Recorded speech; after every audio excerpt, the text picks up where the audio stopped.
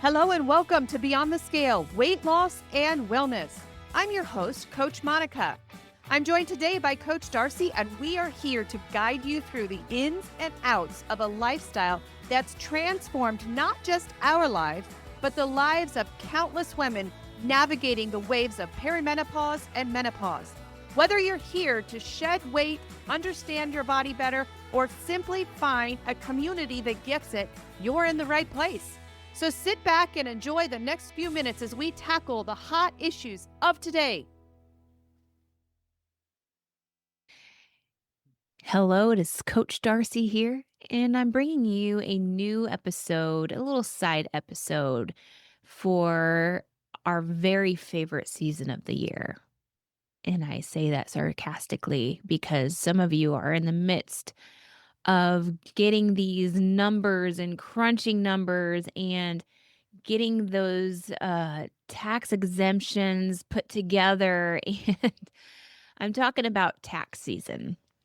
And tax season is the epitome of stress, high anxiety, sleepless nights, saying no to extracurricular activities because of all of the work and the numbers that you have to crunch in this short span of time.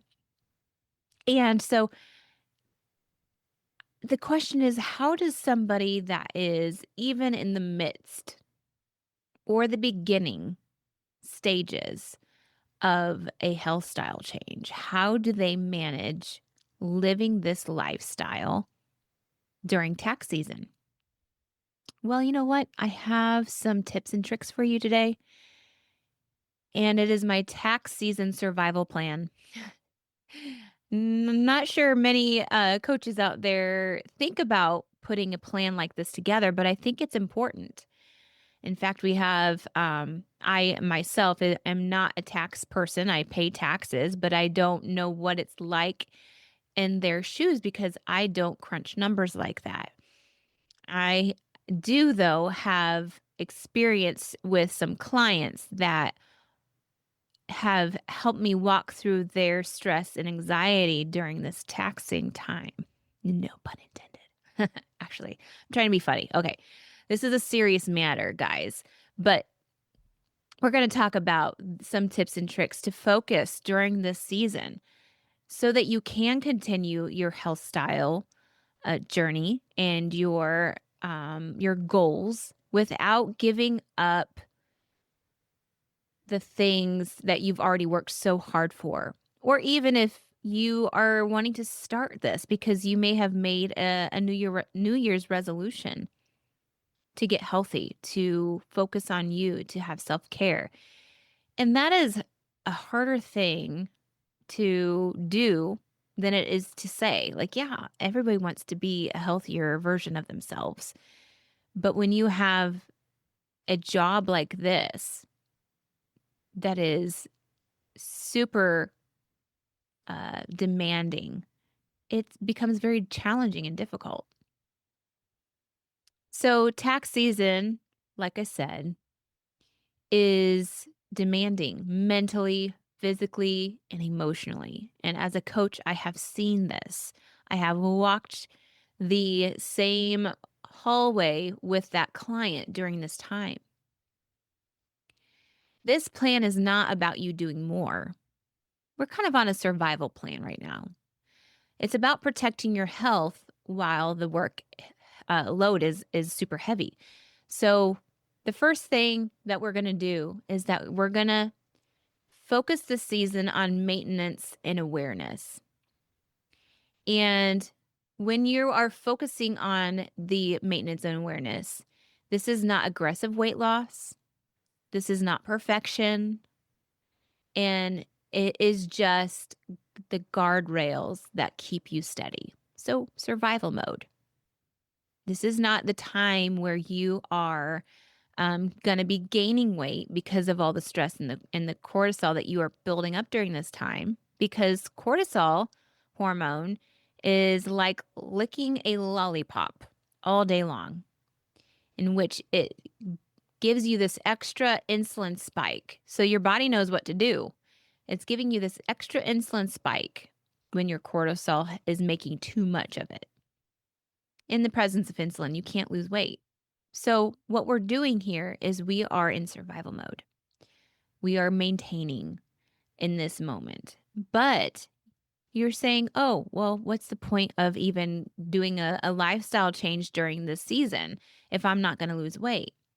This is the beginnings of building habits, knowing what it's like to eat healthier, to focus in a better way, a clearer way, to even slowly build up those habits for when you are done with the season, you can continue living a lifestyle that's healthier, especially when it comes down to self care, which is nixed 100% of the time when you are in tax season.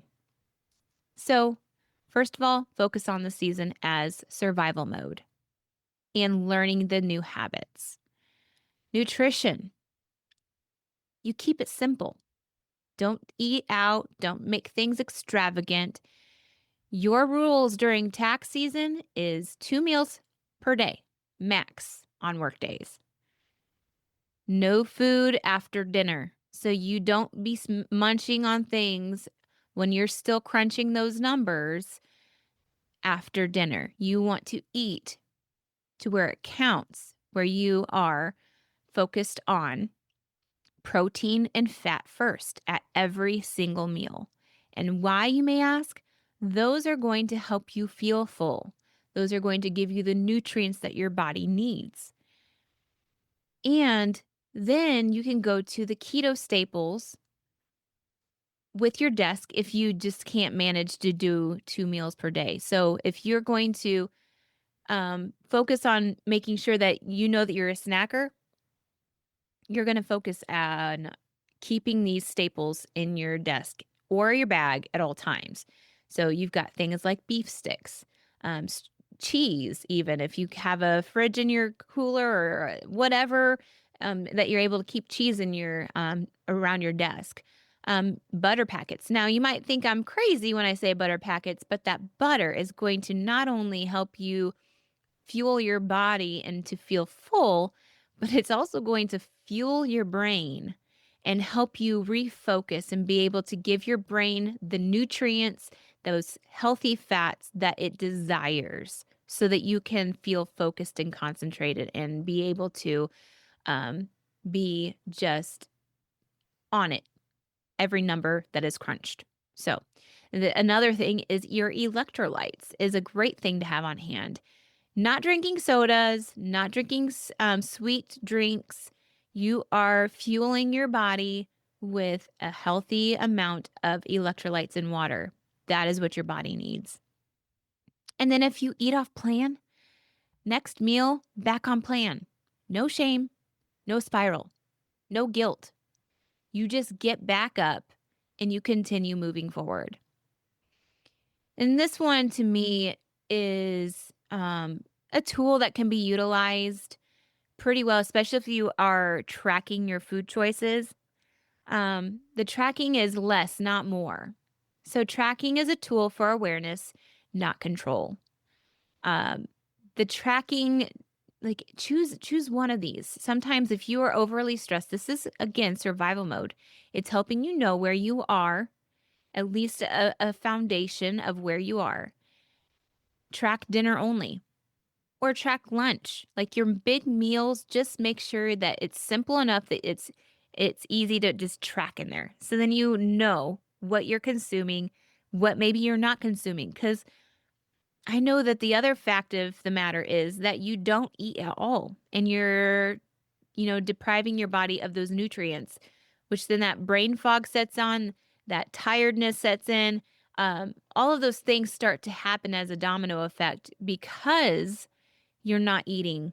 And then when you do eat, it might be like something that is nutrition dense. So, track your protein and fats only because we're focusing like in the first one. You are focusing on your protein and your fat first. So when you're tracking that, you know where you are. And then another one is eat from a rotation of 5 to 7 meals that you're familiar with. That is a maybe foundation of keto, maybe it's foundation of carnivore. If that's what you're choosing to do, 5 familiar meals that you know the macros, you know that if you have this meal again, you know that you are set. You're not going over your macros, you're not going under your macros. You are fueling your body with the energy that it needs. And then another one is take the photos of the meals instead of logging them. So then you can remember like, oh, I do have a moment if you especially if you want to make sure that you are tracking or your coach wants you to make sure you're tracking during this time, taking a photo of the meal that you eat and then being able to log it later.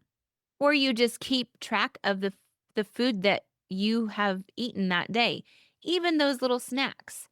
That's important to take a picture of and then see like, oh yes, this is what I've eaten today. I've probably gone over all my macros. I probably need to fix this for tomorrow. Here's another one that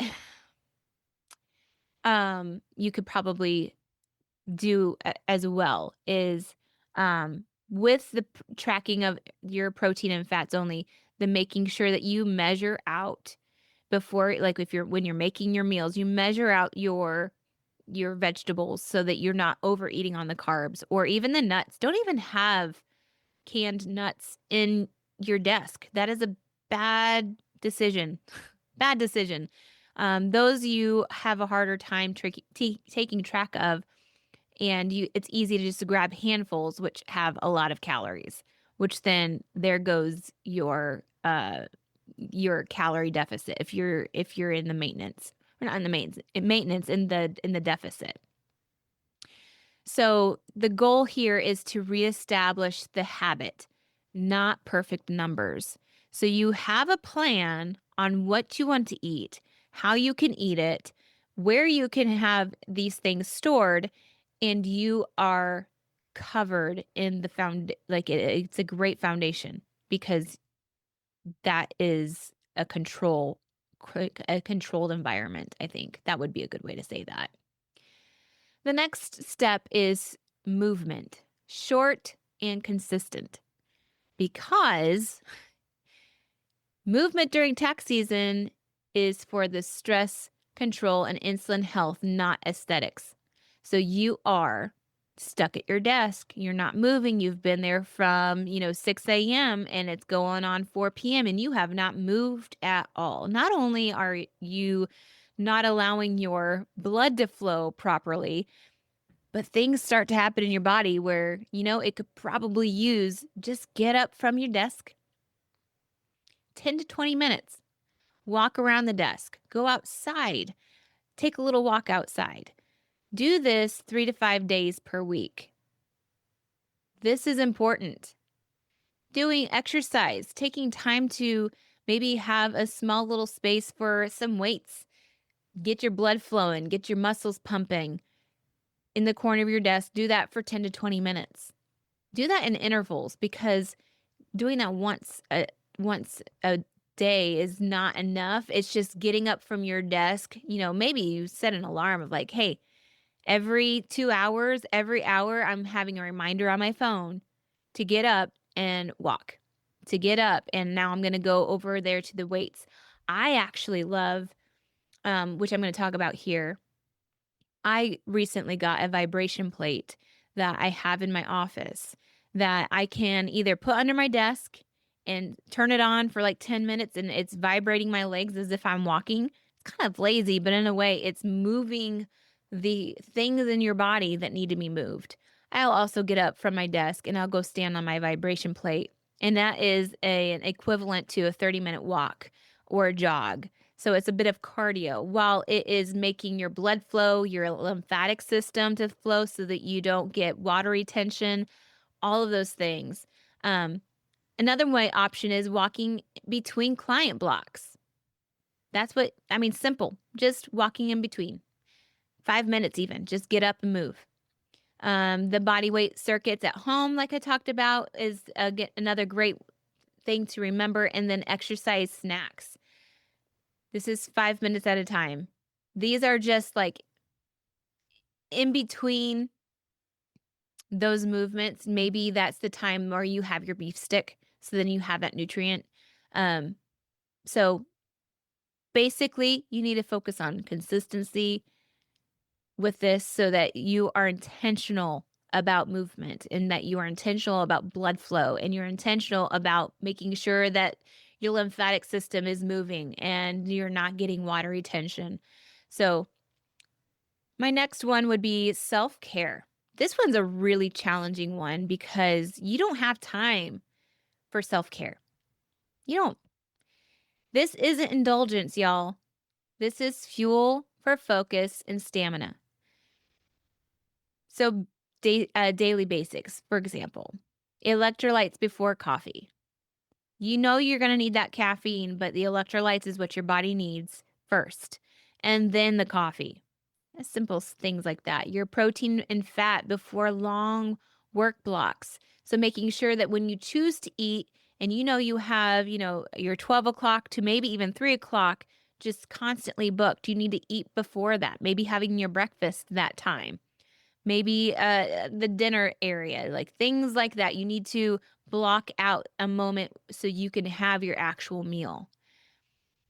5 slow breaths before meals. This lowers your stress glucose spikes. Just taking the time, don't gobble it down. Don't It's not a race to eat. Just focus.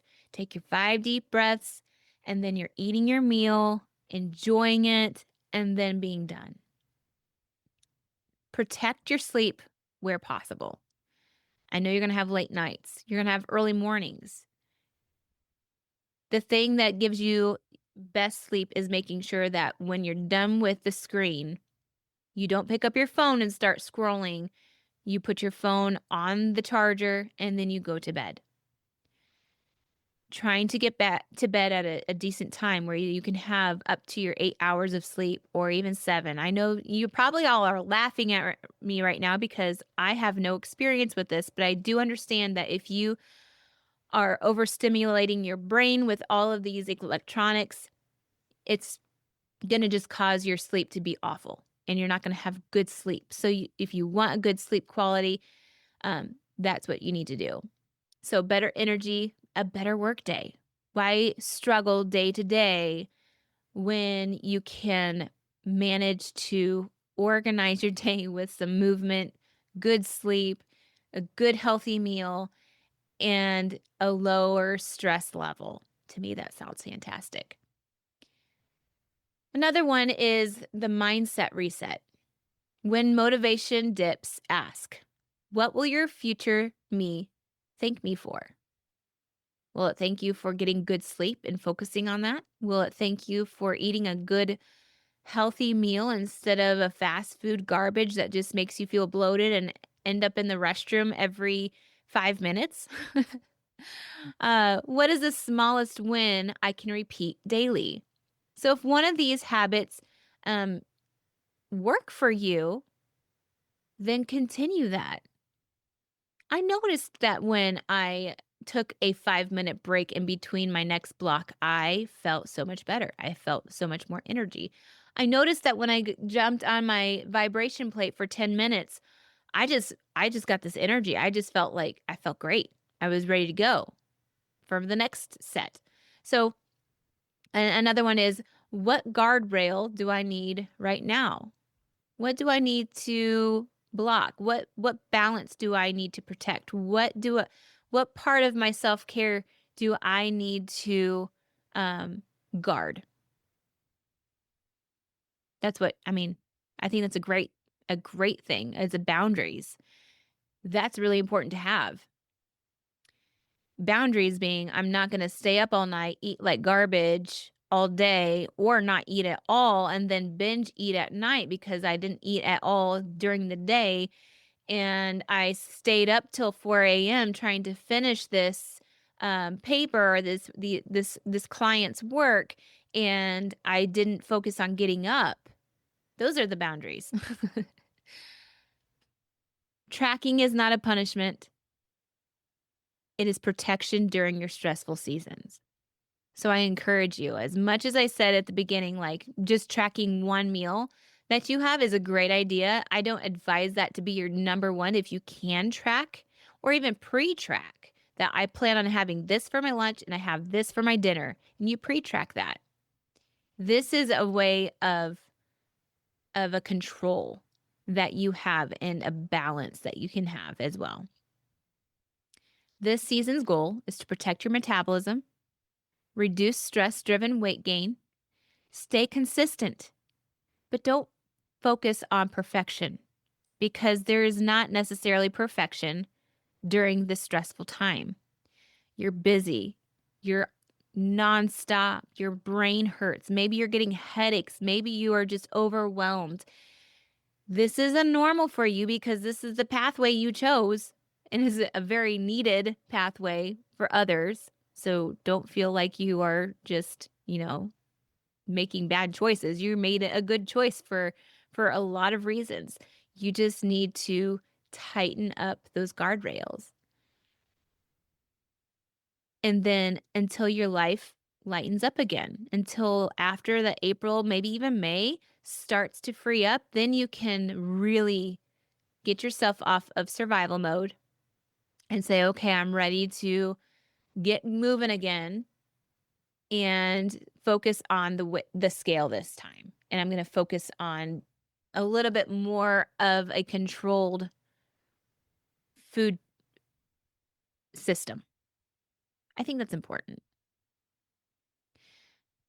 So listen, my biggest takeaway is that this may seem like, you can do it. This sounds great, but you don't understand what goes on in the CPA's world or whoever else, the tax person's world, whatever you do to take part of this tax season. You lawmakers too. This goes for anyone who is in with clients every single day, crunching numbers, crunching laws, all these things that you do. This is manageable.